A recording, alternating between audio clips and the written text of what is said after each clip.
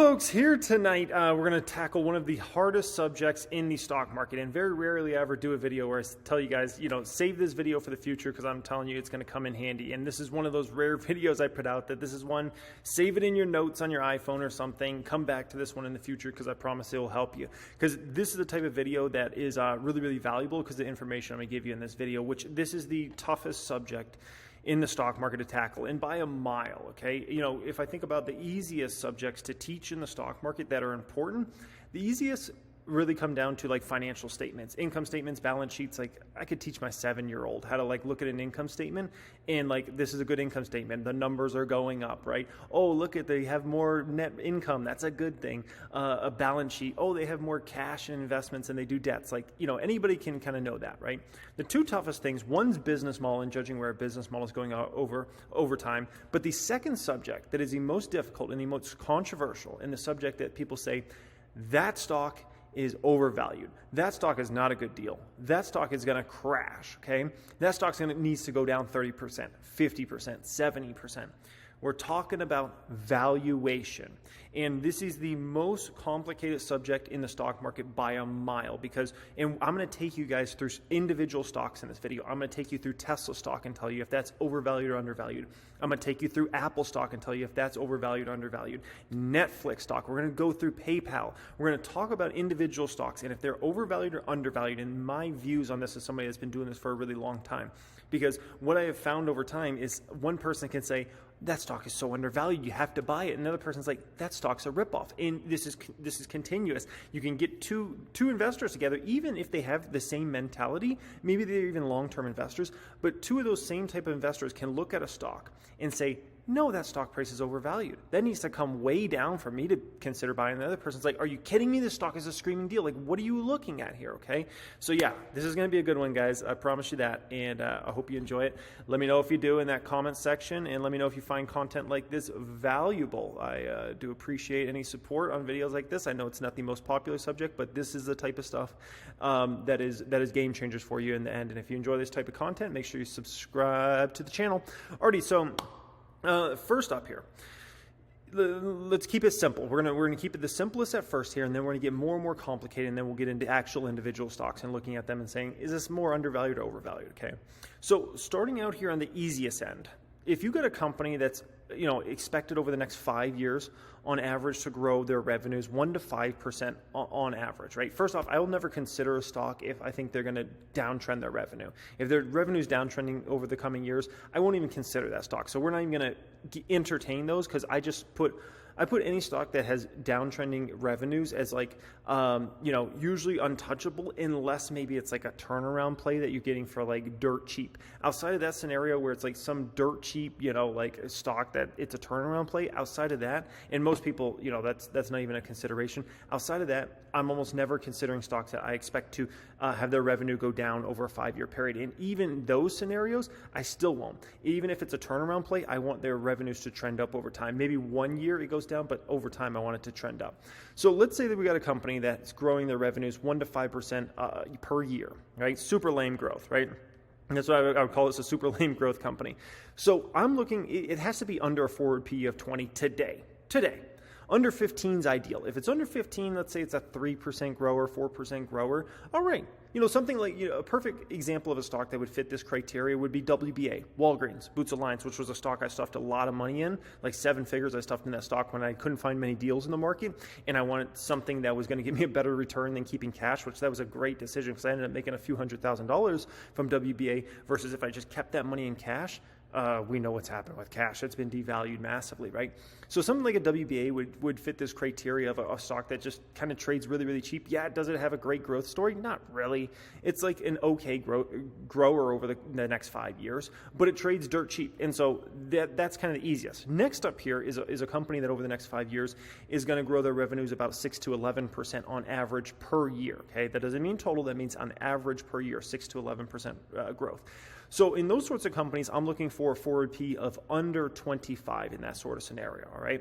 Under 25, And then we can talk under 20, and then we're really looking good. So if I can see a company that is, let's say I expect them to grow on average 9% a year for the next 5 years, and they're at like a 22 forward PE. Okay, that's really, really attractive. A perfect example of a stock that I personally actually own that I think fits this criteria is actually Corsair Gaming. Corsair Gaming is a company that should grow, in my opinion, on average about 9%-ish over the next 5 years. Some years are going to grow faster than that. Some years will grow a little under that, but I expect them to grow at least about 9% per year top line, okay, and grow the bottom line at a faster clip. And that's a stock that today trades at a forward P of maybe 20-ish or so. So I look at that as a very attractive valuation there, right? And so that's next one to understand there. Next level up, let's say a 12 to 19% revenue growth company. Then I'm looking for under 30p. Now you're talking about good growth. Now you're talking about good, solid double-digit growth. If that company can grow 12 to 19% a year per year for the next 5 years, that's good growth, man. That's very, very impressive. Very few companies can do that in the public markets. We got to keep that in mind.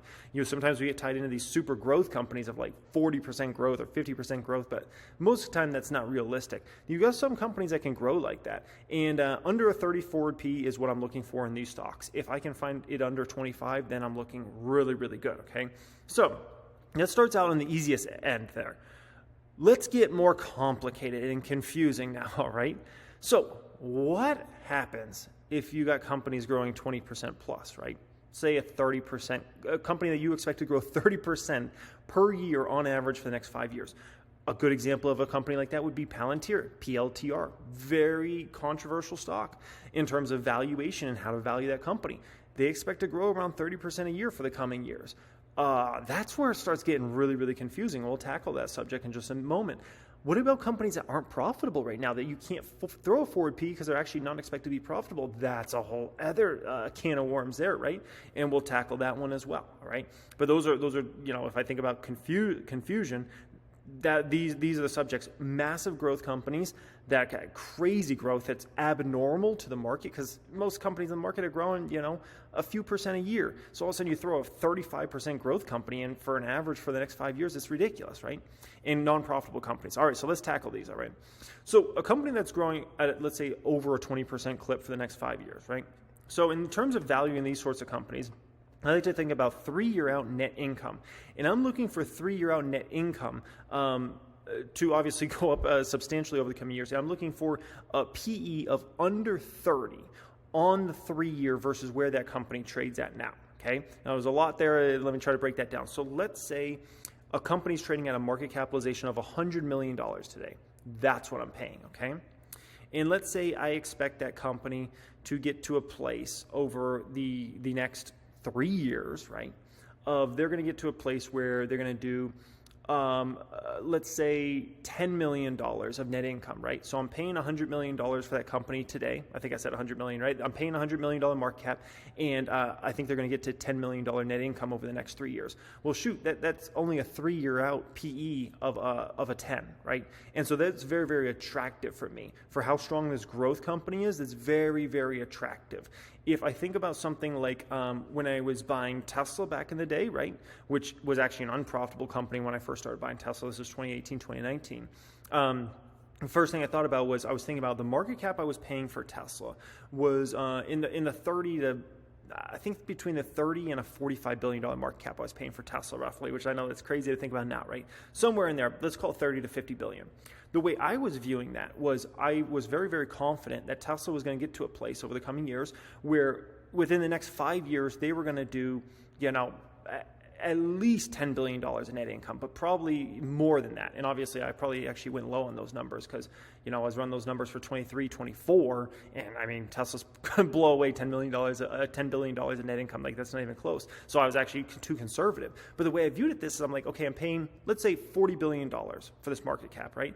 And I got a company that within 5 years is going to be producing me $10 billion plus in net income, maybe even, dare I say, $20 billion. Okay, so it was like a screaming deal, and that's why I was obviously buying that stock. Now it came with this risk, so I had to. It wasn't like I could go all in Tesla stock or something like that, because I had to consider the risk at that time. They were an unprofitable company that was losing a lot of money, and their margins were not in a good place. Okay, and so I had to consider all that as risk, and but I was still willing to put the chips on the table because I was very, very confident they were getting to those numbers, and obviously they got to those numbers, okay? So that's kind of the way I think about those strong growth companies. And for non-profitable companies, I'm really running 3-year out and 5-year out numbers, right? So this would have been, obviously Tesla kind of fits in this category of a super growth company that I expected to grow the revenues massively, but I was running 3-year out numbers and I was running 5-year out numbers. And it has to be at a valuation that makes me say, this is a joke. Compared to where this net income's going over the next 3-5 years, it's going to make this market cap look like an absolute, joke. And the stock price is going to have to rise substantially over the coming years to reflect this new net income, essentially, okay? So that's the way I think about that there, okay? So let's run through some individual stocks here to do some actual examples, okay? Netflix, is it overvalued, undervalued? What is my opinion here? Well, if we say, what is Netflix expected growth? Around 12% a year, roughly, at least for the next few years. It's hard for me to say what Netflix's growth rate will be in 4 years from now, but I would say we should expect around 12% a year, roughly on average, okay? So if we're at 12% and Netflix right now is at a forward P of about 30, we're at about a fair valuation for Netflix, which this is the first time in history that I've been able to say Netflix is a fair price. Every single time I've ever looked at Netflix stock in the past, it's always seemed overvalued. I'll just call it what it is, overvalued, okay? And so this is the first time that I actually see Netflix stock and I'm like, you're getting a fair deal. You buy Netflix stock today, you're actually getting a fair deal based upon this company's growth rates over time, where their net income is going to trend, and you're paying about a 30 forward P for this type of growth company. You're in a fair range in my opinion, Netflix, which is, once again, that's the first time I've ever been able to say that. That's amazing. For the longest time, Netflix was a massively overvalued stock, but you can't say that today. You just can't, okay? So that covers Netflix. Next one up here we will get into will be Apple. So Apple stock. So Apple's a little confusing here because Apple's expected to grow about 8% revenues this year, meaning in 2022, but in 2023, only 5%. So when you see a downtrend like that, it's like, okay, and then you start thinking about, Apple in 2024, are they going to have that next new big product that's going to be their next big expansion? How much does services slow down over the coming years and things like that, right? So I look at Apple today, and at a forward PE of 25, and for a company we should probably expect to grow over the next 5 years, probably expect Apple to grow around roughly 5 to 6% per year. If you're looking at a 25, 26 forward P for Apple, it's slightly expensive. I would not call Apple stock overvalued. You're not getting ripped off if you're buying Apple stock here today, but it's also not a great deal. There's other time periods in the past where Apple has been a great deal and has traded at forward Ps of 12, 13, 14, 15 for many, many years. And let me pull it up for you guys real quick here. So check this out, guys. Here on my trading view, this is the way I set it up. Market cap here, price to sales ratio here. P is what's important here, price to book down there, but P. So keep an eye on this line here, right? So right now, Apple's PE is about 28. Now keep in mind, forward P is what we're really talking about, but I think P is just kind of relevant because this is what I can show here, okay? So if we go back to the past, if we go back to 2017, Apple is trading at a 16 PE, 17 PE, once again, keep an eye on those numbers there, 18 PE, 16 PE, 18, 15, 17, 20, 12. And remember, the forward P is usually always cheaper for Apple than the trailing P, which this is showing trailing P. So all these numbers are cheaper. So really, if Apple was trading at about 16.7 P, it was actually trading at probably about a 14 or 15 forward P, okay, for reference here. And so you look at Apple in this time period, and it was 13 P, 12 P. That means it was at a forward P of about 11. About 11, okay? And then obviously recently the P's climbed quite substantially. So if I look at a stock like Apple, what I see is a company that is slightly expensive today. Once again, it's not a ripoff. It's not like it's you could never make money in the company, but it's not the deal it once was. Now it's just an expensive kind of what people use Apple as today is not really to necessarily grow their money. It's a place to park money. Kind of like I viewed Walgreens, WBA stock, right? Last year when I couldn't find many good deals, and I was like, I got 7 figures. I need to park somewhere. I was looking at WBA.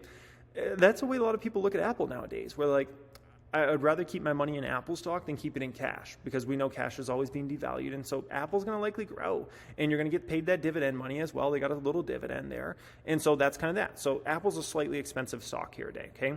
PayPal, for instance, this is a cheap as dirt stock, okay? They're expected to grow about 15% in 2022.